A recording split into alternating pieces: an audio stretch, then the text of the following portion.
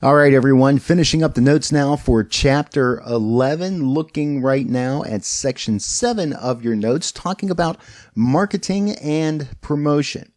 A carefully designed and executed social media strategy is critical for drawing listeners to the community the station wants to create.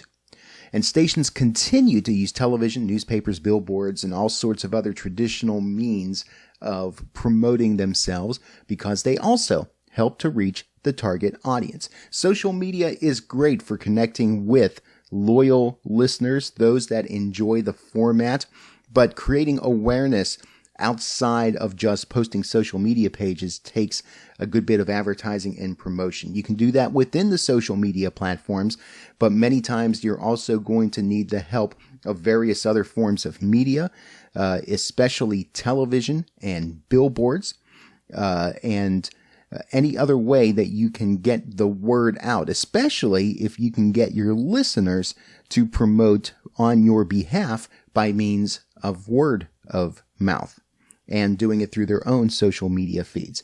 That will help to create an awareness, not only of the station, but to be able to create an awareness of most likely a certain amount of like-minded people that follow others on social media, that follow you, which helps to be able to create a much stronger and larger following base for your station. On-air promotion is suited for retaining current listeners through reinforcing their positive image of the station or extending the amount of time that they listen through things like contests and other types of incentive types of content. So it is very important to use your own airwaves to be able to connect with your listeners, because if you're doing something special or doing something that's going to appeal to them, hopefully they're already listening and they're going to be intrigued. Off-air alternatives include billboards, television, online, and direct mail. The first two are useful for broad market awareness, trying to reach out to those that may have never otherwise heard of your station.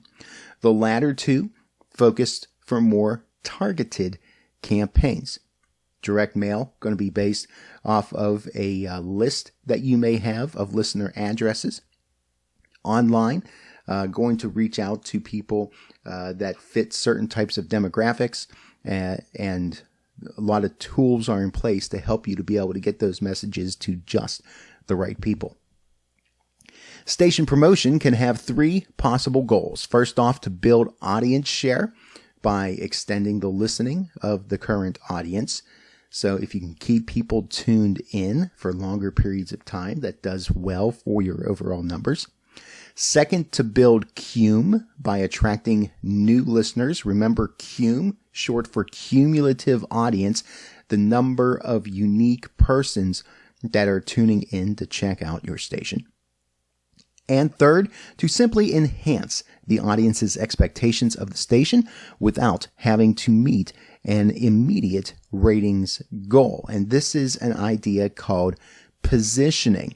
This is that sense of being able to satisfy the needs of your audience while at the same time trying to guide them and help them to quote unquote understand what it is that they need. So you're being a bit persuasive here with the ways that you would take on this tactic. Contests can build the station's share of audience if they are constructed to extend a listener's time spent with the station. So a lot of contests that say, listen for the special sound effect, or listen for the word of the day, call in and win. Or if you are listening and you're waiting for the announcer to say, be the fifth caller. Those kinds of contests encourage people to be listening so that they can participate in the live aspect of a contest. So if they're listening, it adds to your numbers.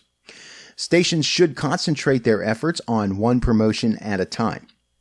Multiple concurrent promotions simply dilute the impact of each promotion that's being done and may confuse and frustrate listeners. So in this aspect, the idea should be for the station to do one thing and do it well. Don't over bombarded with all sorts of different events going on at the same time. Community involvement and charity events. The station must be highly visible at local events to gain a strong, positive local image. Again, if you're trying to leverage the idea that radio is a local medium, then the station needs to be involved in local happenings.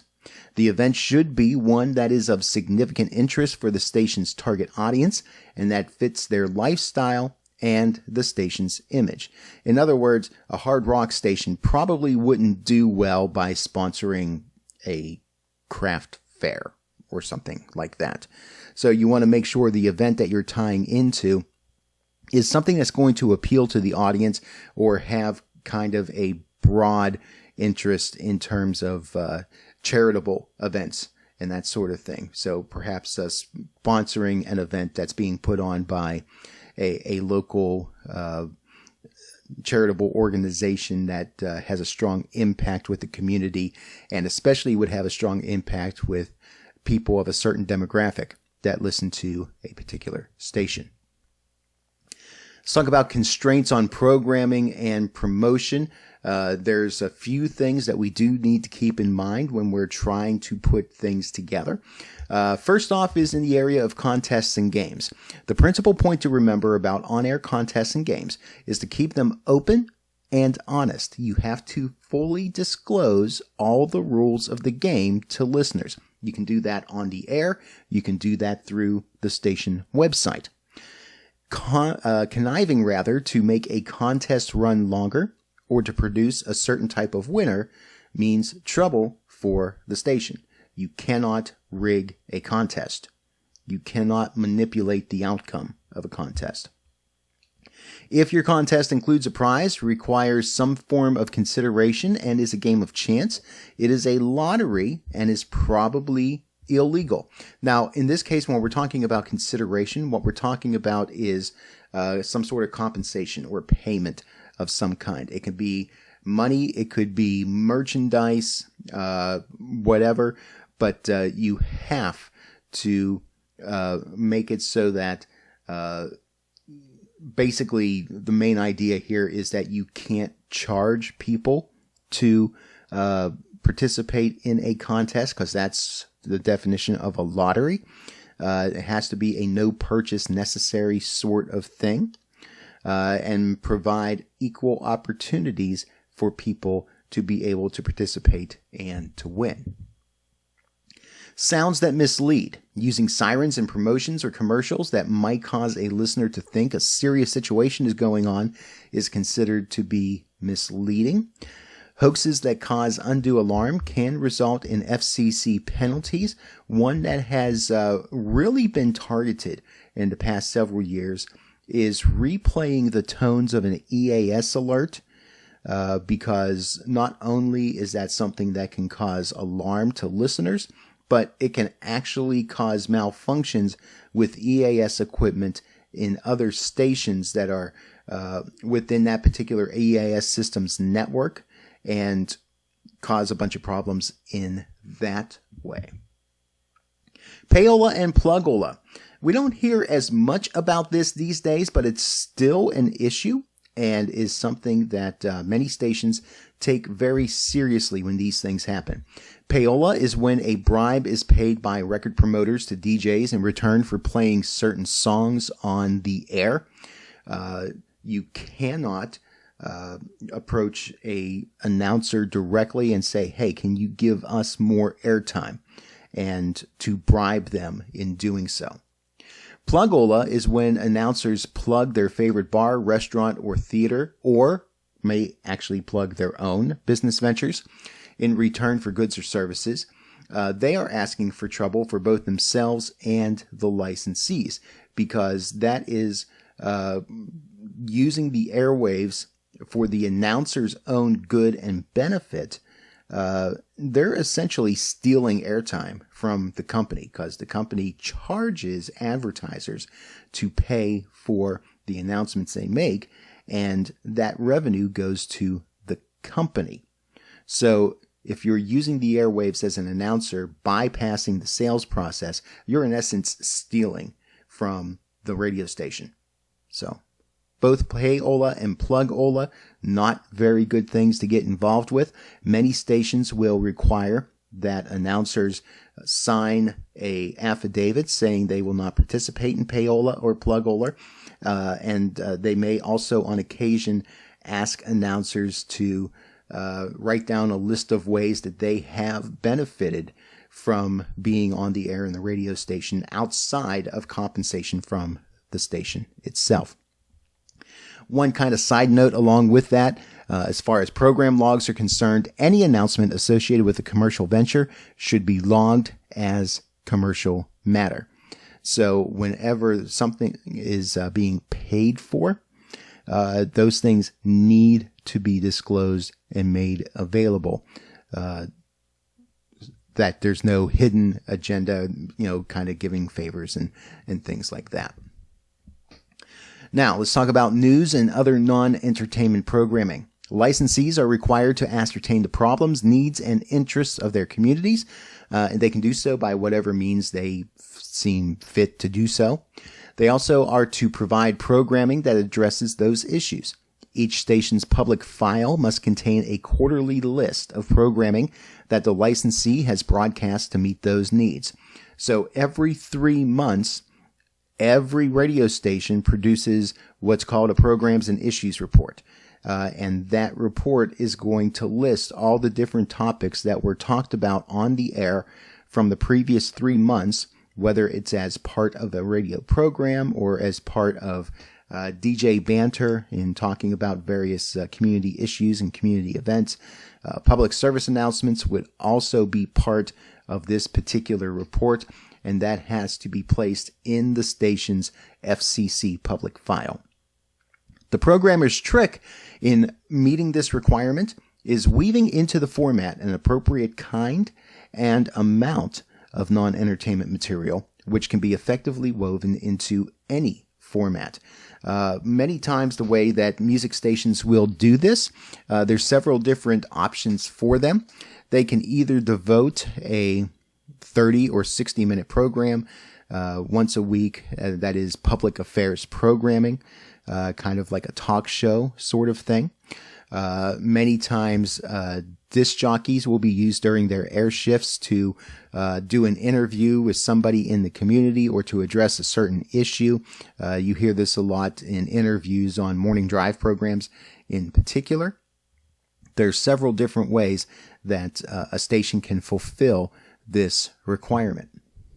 Speaking of PSAs, public service announcements, they're both non-entertainment and community-oriented programming, and a station can make significant contributions to the community welfare with an aggressive PSA policy. The key for programmers is to be as careful and deliberate about the choices they make with this material as they are with their music. In other words, the content ought to be something that is of importance to its audience.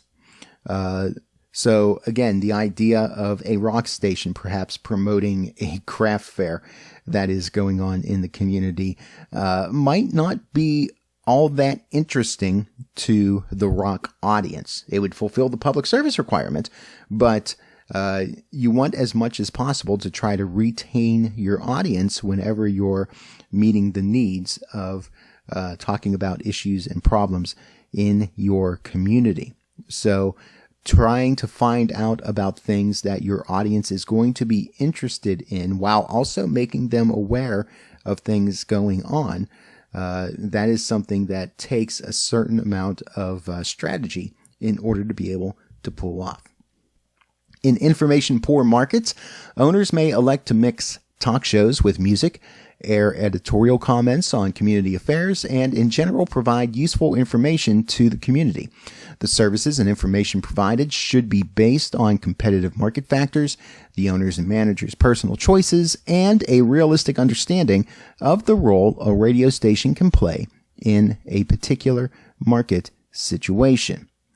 So there is, in these sort of opportunities where maybe you don't have a local newspaper in town, or at least a daily newspaper in town.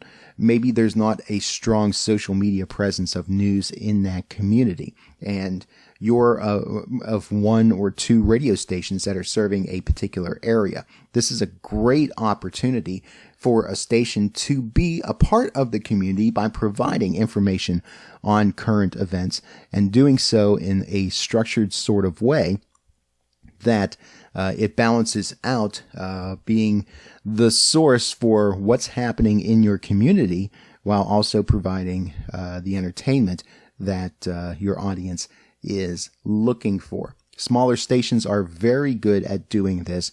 Many times these stations are considered to be full service stations where you have a mix of a certain type of formatted music and also news and information. WWGP in Sanford would be a great example of a full service station, or WNCA in Siler City. The big news question. Listeners do value information, but only if they understand how it is relevant to their lives right now. So again, it is not just about putting stuff on the air. It has to be stuff on the air that matters to your audience. The idea is to hold a listener for at least 5 minutes in any quarter hour by playing some music so that the station will get credit in a listener diary, and this is for AQH rating purposes, even if the listener tunes away at news time. News is therefore often placed in the middle of 1 or 2 15-minute periods each hour. So if you're listening many times on a music-intensive station, if they are airing a newscast, you will notice that contrary to the way that it works on many talk station formats, news might not happen right at the top or bottom of the hour. It'll be kind of at an off time, maybe at about 5 minutes past or 20 minutes past or something like that. And when stations do that, they are concerned about trying to get good AQH numbers. That's a way that they can show ratings for certain 15-minute periods and have those numbers available to advertisers to show that there are listeners that are sticking through at various points throughout the broadcast day and help to bolster their argument for investing with that station through advertising. Journalistic content. Some have been tempted to satisfy the need for local news by simply stealing from the local newspaper. Stations have been successfully sued under copyright law for engaging in this practice. Now, it's worth noting here that news in and of itself cannot be copyrighted. The style in which the news is presented absolutely can be, which is why many stations will look at various newspapers and websites to find out what is going on around and about them. But if they are simply reading from the newspaper or simply reading off of the website, they are stealing content. They're infringing on copyright. So you have to be able to make the news your own. Now, one way to prevent that issue, there are local news services available that will provide local and regional news, including traffic and weather, for any station willing to pay for the service. Many stations will use, here in North Carolina, if you've ever listened to a station and the newscast starts off with NCN News. NCN News is short for a product that comes from the North Carolina News Network, and they provide news to several stations throughout the state. It's actually a product that is produced by Curtis Media Group and is made available for those that go into an agreement with them. Another option is to enter into a joint agreement with one of the local television stations or the local newspaper, basically becoming a news partner, if you will. One of the stations in Fayetteville, WFNC, during the morning show, they actually air a news brief from WNCN, CBS 17. They provide the newscast for them in the mornings. And then there's a real natural flow with Mix 101.5. They get newscasts that come from their TV sister station, WRAL-TV. Of course, the other thing you could do is always produce your own news product. That can be a rather costly venture depending on the size of the station and the size of the market that your station is in. There are still a few stations that do it that aren't necessarily overtly news stations, but you're seeing that happening less and less as time goes along. Now, as far as network and syndicated programming, there is somewhat of a difference between the two, even though for the most part, the programming and the way that it kind of works on radio sounds the same. Networks provide an integrated full-service product that airs simultaneously on all affiliated stations. So in our case, we're talking about music stations. There are 24-hour music formats that you can be affiliated with, and the network provides all of the music content. WWGP and WFJA in Sanford both use this kind of service. The music programming you hear comes from a company out of Denver, Colorado, and they manipulate it in such a way to make it sound like the content is coming from the local station. Meanwhile, syndicators provide one element. This would be a single program. It might be a music service. And they provide this to individual stations that may sometimes air the material at different times. So a good example of this would be some of the countdown shows like American Top 40. Also, certain shows that kind of have a almost like a live disc jockey sort of sound to them, like Delilah or John Tesh. They are syndicated out, and depending on what market you're in, you might hear those shows at various times of the day or evening. Short-form offerings include individual network newscasts as well as syndicated programs and series. Sometimes these are called little short features. These would be things like financial reports, sports updates, certain lifestyle sorts of reports like health news minutes, do-it-yourself corners, commentaries, and that sort of thing. The increased availability of satellite delivery in the 1980s brought a new type of national music programming service, the full-time live network radio format. That's what we were talking about, what WWGP and WFJA uses for the majority of its music programming. Most of these services are available on either a barter or a cash plus barter basis. The key to successfully operating with a satellite-delivered format is effective localization, making the station sound like a part of the community even though the programming isn't locally produced. Now, at the request of the local station, network talent will record the local station IDs, liners, other voice tracks, and these are then sent to the local station for insertion into the programming.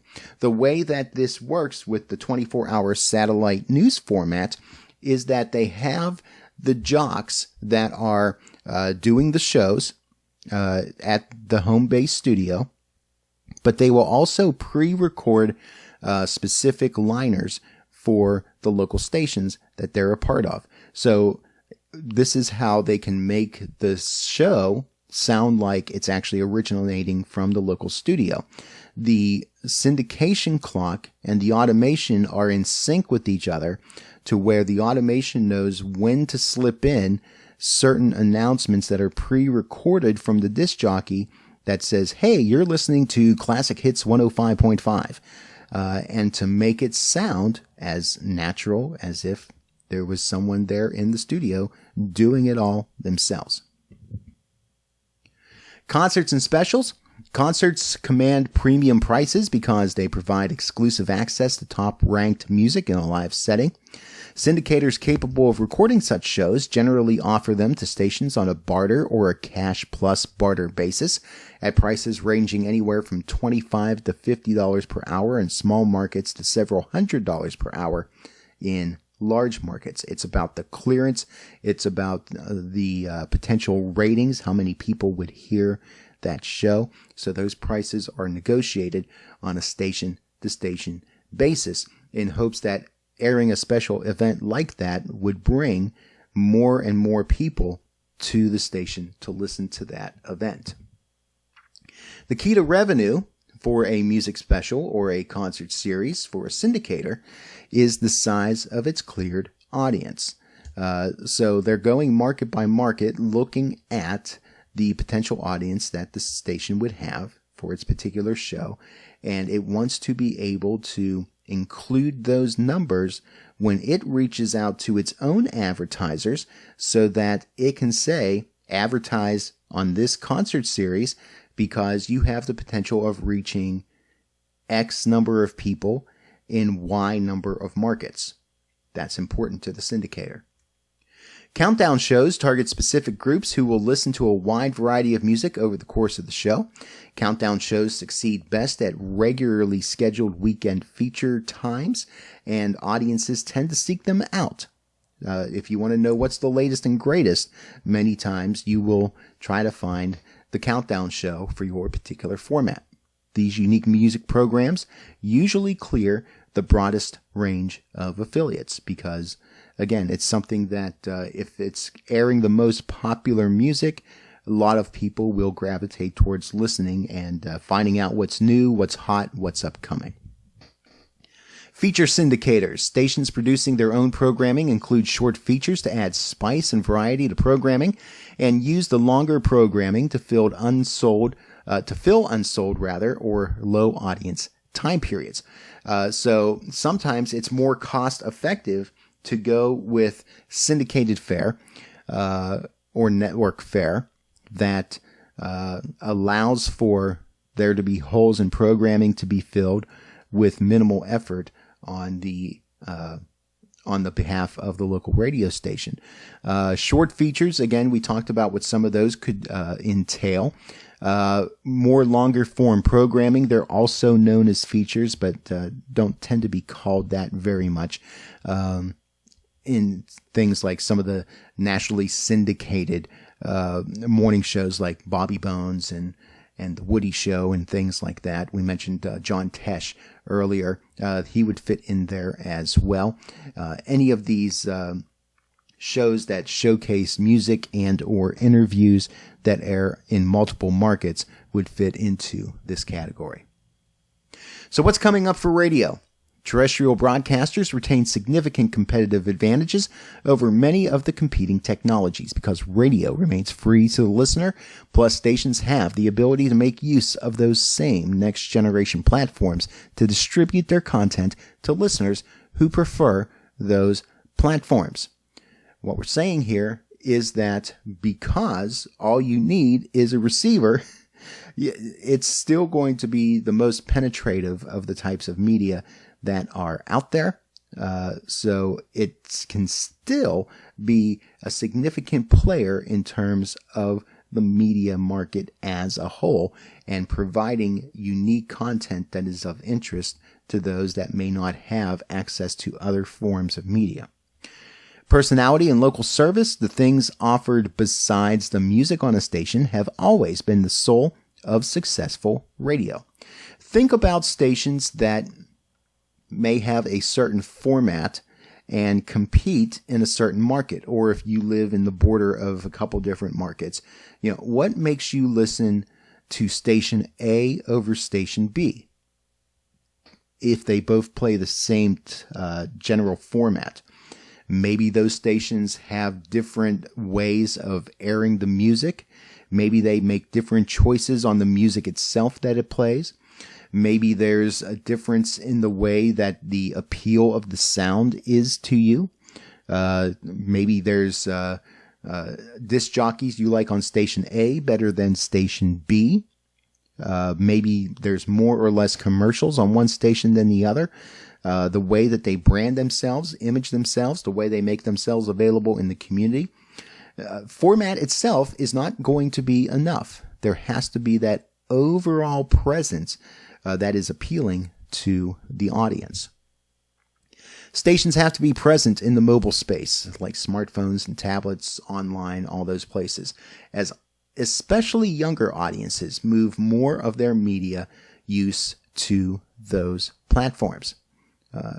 as I talk to a generation that largely is moving away from broadcast TV and radio and using online media in various forms, although the content that is consumed still in many ways is coming from the traditional media outlets. So there's an evolution that is happening, but to continue to at least create an association between the traditional media, whether it be TV or radio, and the things that they are consuming in ways that do not involve using an antenna.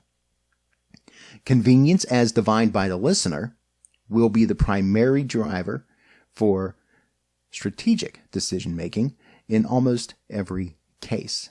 How easy is it to access the content? How convenient is it to listen to? Is it grating to listen to? Is it annoying to listen to? The stuff that they want to hear, how often are they going to be able to hear it?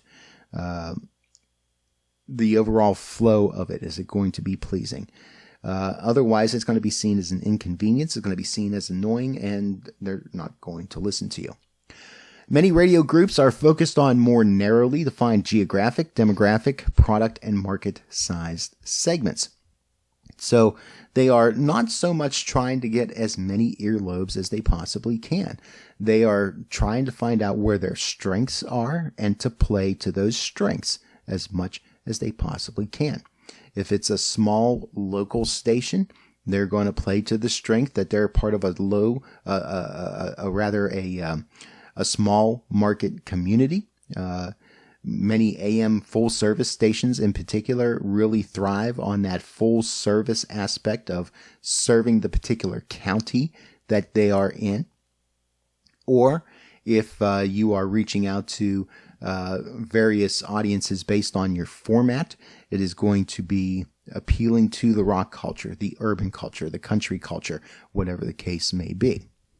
A couple of things that are not in the book that are kind of up and coming: the advent of 5G technology and the coming availability of broadband on former television frequencies could change the idea that free over-the-air radio is the form of communication with the highest penetration, especially as more and more people are starting to carry smartphones, even in places where they might not be able to get internet through their phone company or their cable company.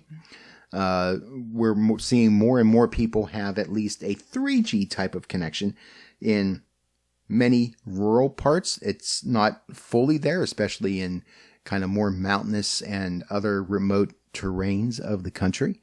But it is becoming more and more easily acceptable. Last figures I saw said about 80% penetration.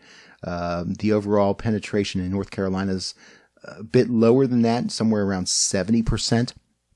But as these different technologies come out and make broadband much more easier to access to various parts of our geography, we may see that supplant traditional broadcast in terms of penetration. Also, as of 2020, the FCC is considering a ruling that would allow AM radio to go all digital. We talked about how there is the hybrid digital that is currently available right now on both AM and FM. But for the AM band to go all digital, it would provide a clearer sound quality and might revitalize many AM radio stations, but it would also require consumers to purchase digital radios to be able to hear that station over the air. So there's a comment period that is going to take place, and a decision on that will be made. And once that is made, we'll see what, if anything, may happen with AM radio in particular. All right, that does it for Chapter 11. So you know what to do. Go finish up those notes and study questions. Get them turned in. Get yourself prepared to participate in the discussion on this class. Fill out the survey. It helps me to know what sort of things you're interested in, want to know more about. And as always, be watching Cougar Mail and Blackboard for changes and updates for the class.